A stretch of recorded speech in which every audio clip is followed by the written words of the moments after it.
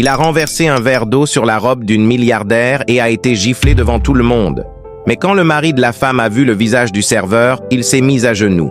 Voici l'histoire d'Omar. Omar travaillait comme extra dans l'hôtel le plus luxueux de la capitale. Ce soir-là, un gala de charité réunissait les plus grandes fortunes du pays. Omar avait besoin de ce salaire pour payer les médicaments de sa mère, mais la fatigue le faisait trembler. En servant une table, sa main a glissé. Quelques gouttes d'eau ont touché la robe de soie d'une femme arrogante. Le silence a envahi la salle. La femme s'est levée et, dans un geste d'une violence inouïe, a giflé Omar.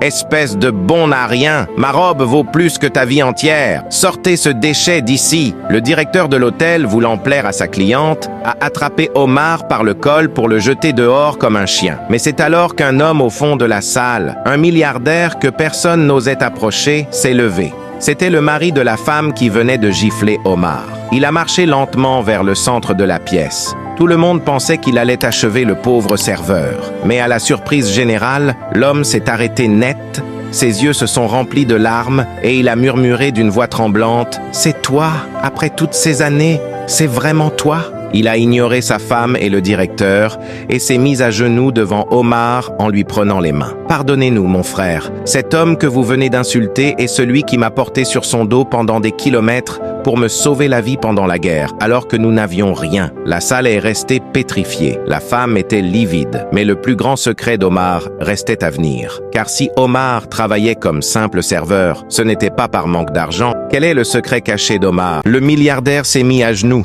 Mais ce n'était pas seulement par gratitude. Ce qu'il a murmuré à l'oreille d'Omar a glacé le sang de toutes les personnes présentes dans la salle. Le milliardaire a levé les yeux vers sa femme, celle qui avait giflé Omar, et lui a dit d'une voix tremblante « Tu as giflé l'homme qui possède chaque brique de cet hôtel, chaque centime de notre fortune, et même le nom que nous portons. » La salle a basculé dans un silence de mort. Le milliardaire a révélé que, pendant la guerre, Omar n'était pas un simple soldat. Il était le véritable héritier d'une lignée royale déchue, et le milliardaire n'était que son serviteur dévoué. Pour sauver la vie de son serviteur et de sa famille pendant le chaos de la guerre, Omar avait échangé son identité avec lui. Il lui avait donné ses papiers, son nom et sa fortune pour qu'il puisse s'échapper vers la capitale et bâtir cet empire. Omar, lui, avait choisi de rester dans l'ombre, vivant comme un simple serveur, pour surveiller les ennemis de sa lignée qui le cherchaient encore. Il payait les médicaments de sa mère avec son maigre salaire pour ne jamais attirer l'attention des tueurs qui voulaient éteindre sa lignée. Mais alors que le milliardaire suppliait Omar de reprendre sa place de roi, la femme qui avait giflé Omar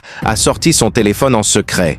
Elle n'était pas seulement une femme arrogante, elle travaillait pour les ennemis d'Omar depuis le début. Elle a envoyé un message. La cible est identifiée. Tuez-les tous. Au même moment, les lumières du gala se sont éteintes et des hommes armés ont encerclé la salle. Omar a arraché son tablier révélant une arme cachée. Il a regardé le milliardaire et a dit « Le temps de se cacher est terminé. Qui survivra à ce massacre ?»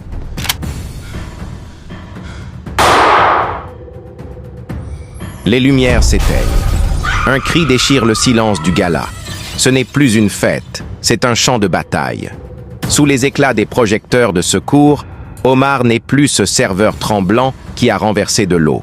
Il se tient droit, les yeux injectés de sang, son tablier blanc jeté au sol. Le milliardaire, terrifié, voit des hommes en noir s'infiltrer par les balcons. Mais Omar réagit à une vitesse surhumaine.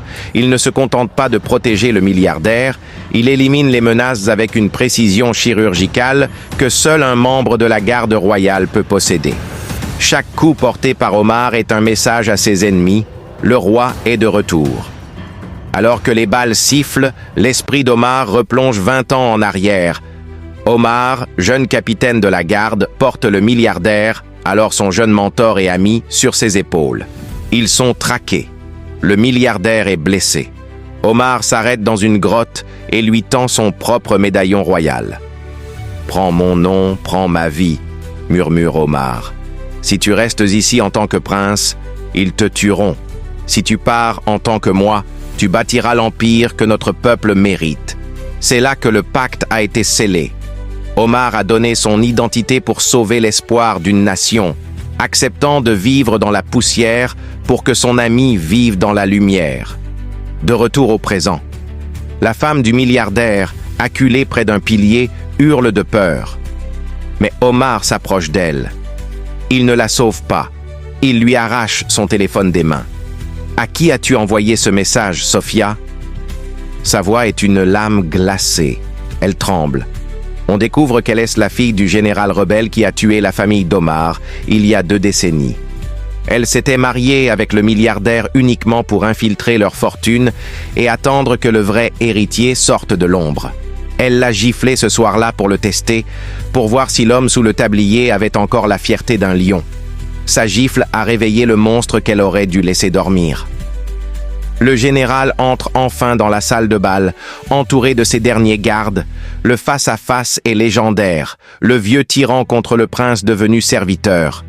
Le général rit. « Regarde-toi, Omar, tu as passé 20 ans à nettoyer les tables de ceux que tu devrais diriger. » Omar sourit pour la première fois. « Non, général, j'ai passé 20 ans à apprendre la patience, et aujourd'hui, la leçon est terminée. » Un combat acharné s'ensuit. Ce n'est pas seulement un combat physique, c'est le combat de la justice contre l'arrogance. Omar utilise l'obscurité de la salle qu'il connaît par cœur pour neutraliser les gardes un par un, finissant par désarmer le général devant les invités médusés. Le calme revient. La police arrive, emmenant le général et sa fille. Le milliardaire s'approche d'Omar, prêt à lui rendre tout. Ses entreprises, ses palais, son nom.